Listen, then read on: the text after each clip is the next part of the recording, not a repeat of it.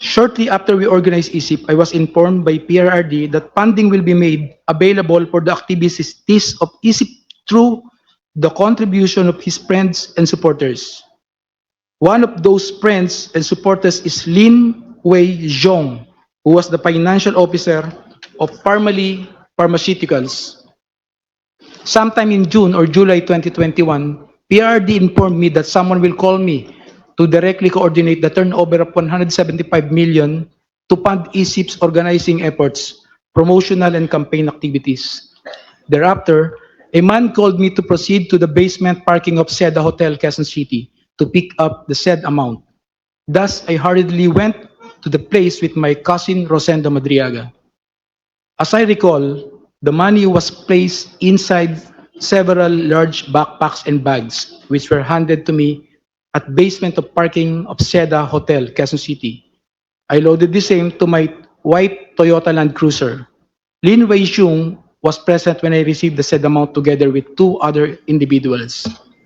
He then asked me where will the money be used. I informed him that this will be used to fund election of Sara, to which he replied, good, good. 40. I directly brought this money to my house for safekeeping. Thereafter, I used this money to fund the campaign activities of ISIP across the country and to establish, organize, and maintain its chapters for the purpose of promoting Sara's presidential bid in 2022 national election. Some of these chapters include Quezon, Binangonan, Bicol, Antipolo, Quezon City, Zambales, Leyte. Photos of Easy Filipinas activities are here to attach as annexes D to D-7. 41. The expenses for the activities include costs for merchandise, travel, accommodations, rental fees for offices, lump sum distribution to identified leaders who in turn pledged to organize for Sara in their respective communities, and allowances of volunteers and organizers. However, upon the request of Attorney Ryan, I personally delivered 15 million to him in his office at the Office of the Ombudsman. From time to time, PRD would talk to me to check if there is still sufficient funding for ISIP. When the initial amount funding ran out, I promptly informed him and he directed me to get another 100 million pesos from Maestrado Lim, who we call Tanda, at the Hyatt Regency in Bonifacio Global City, Taguig City. The money was placed in several bags and were handed to me by Maestrado Lim. 43. I distinctly remember Maestrado Lim because he previously mentioned during one of our meetings in Davao City that he hated Filipinos in general and Filipino businessmen in particular, stating that peste yung mga Pilipino, yung mga businessman walang kwenta. Aside from Lin Wei Zhong and Maestrado Lim, I also remember that Michael Yang, a very close friend of PRRD who was frequently in Malacanang, also provided financial support to Easy Filipinas. 45.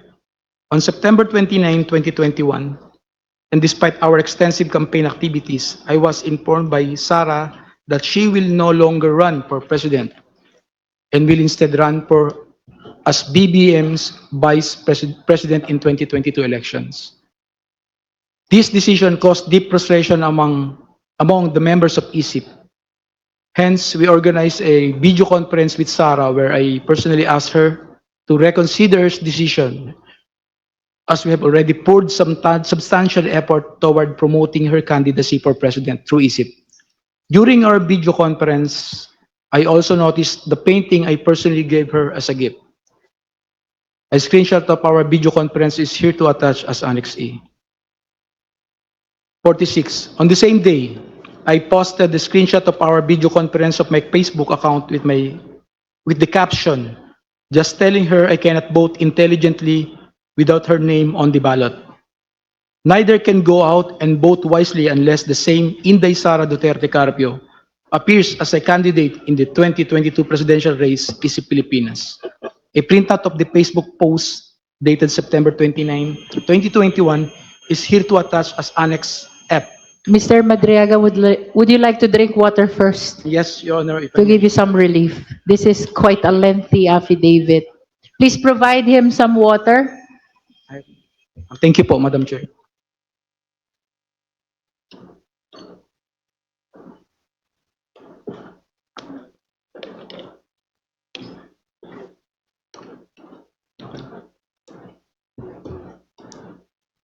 Can I proceed na, Madam Chair? Yes, you may. 46, on the same day, I posted the same screenshot of our video conference on my Facebook account with the caption just telling her I cannot vote intelligently without her name on the ballot. Neither can go out and vote wisely unless the name Inday Sara Duterte Carpio appears as a candidate in the two presidential race, Pilipinas. A printout of the Facebook post dated September 29, 2021 is here to attach. May I know what's happening to you, Mr. Madriaga? You seem to be crying. Are you crying? I just remember one moment. Are you crying? I, I just, You are nearly crying. I'm,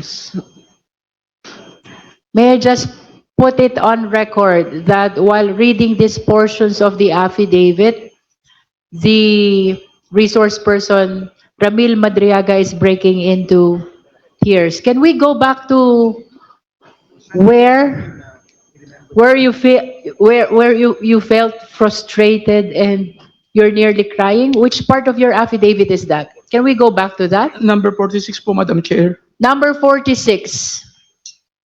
Let's go back to number 46. Okay, you may read from 46, Mr. Madriaga. On the same day, I posted the screenshot of our video conference on my Facebook account with the caption just telling her I cannot vote intelligently without her name on the ballot. Neither can go out and vote wisely unless the name Inday Sara Duterte Carpio appears as a candidate in the 2022 presidential race.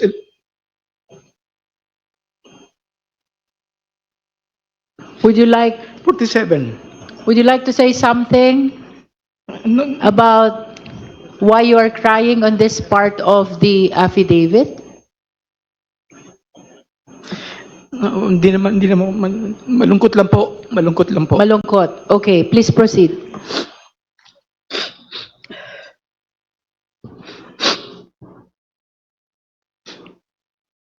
Madam Chair, can we allow the witness to please, Honorable Dumogan. thank you, Madam Chair. Can we allow the witness to please get his Yes. composure before he will continue? Yes, we are temporarily suspending to give time to Mr. Madriaga to console himself. Maybe we can recognize first Attorney Terry Redon, Congressman Terry Redon, if he has other concerns about the affidavit. What's the pleasure of the Honorable Redon? Because it is on your motion, on your request that Mr. Madriaga is reading this affidavit that causes him to cry a lot. I think we have to let him finish the affidavit, the reading of the supplemental affidavit until the very end, Madam Chair. And he should be allowed to proceed as soon as he has composed himself. Madam Chair. May I proceed, Madam Chair? Are you ready? Opo, Madam Chair.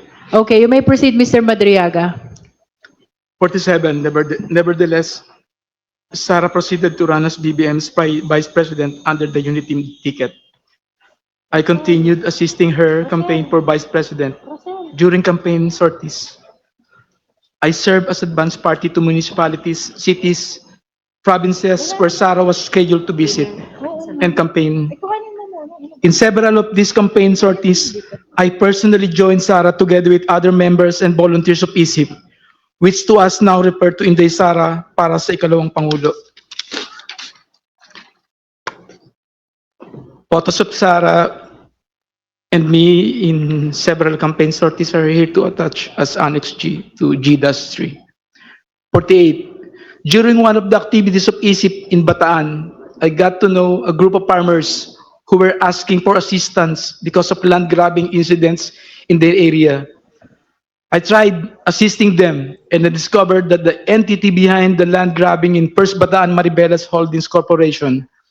More than a year later, I informed Sara about this concern and she told me to bring the group to one of her residences in Metro Manila located at Serendra Bonifacio Global City, Taguig City.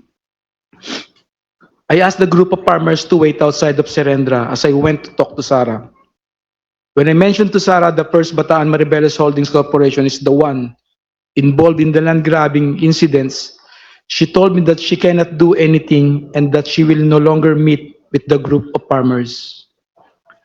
Through ISIP, I also came to know Attorney Reynold Monsayak, who likewise provided valuable support to ISIP. In recognition of his efforts, ISIP awarded him a certificate of recognition and appreciation at Nomu Bashu, Thomas Morato, Quezon City. Attorney Monsayak was later appointed as the spokesperson of the Office of the Vice President. A copy of the certificate of recognition and appreciation dated June 29, 2022 is hereto attached as Annex H. Number 51. The certification of recognition and appreciation was handed by Attorney Ryan to Attorney Monsayak at Nomu Bashu, Thomas Morato, Quezon City, where I was also present. A photo of Attorney Ryan handing the certification of recognition and appreciation to Attorney Monsayak is here to attach as Annex I. Election of Sarah as Vice President and OBP confidential funds. Number 52. After the election of Sarah as Vice President, she invited me to attend her inauguration at the San Pedro Square, Davao City on June 19, 2022. A photo of Sarah and me during her inauguration in Davao City is here to attach as Annex J. A photo of an email thanking me for my attendance during her inauguration in Davao City is here to attach as Annex J-1. Number 53. I was then tasked to provide security intelligence work through the formation of Vice Presidential Security and Protection Group. During this time, I introduced and recommended Colonel Dennis Nolasco, one of my best students in the Presidential Security Group,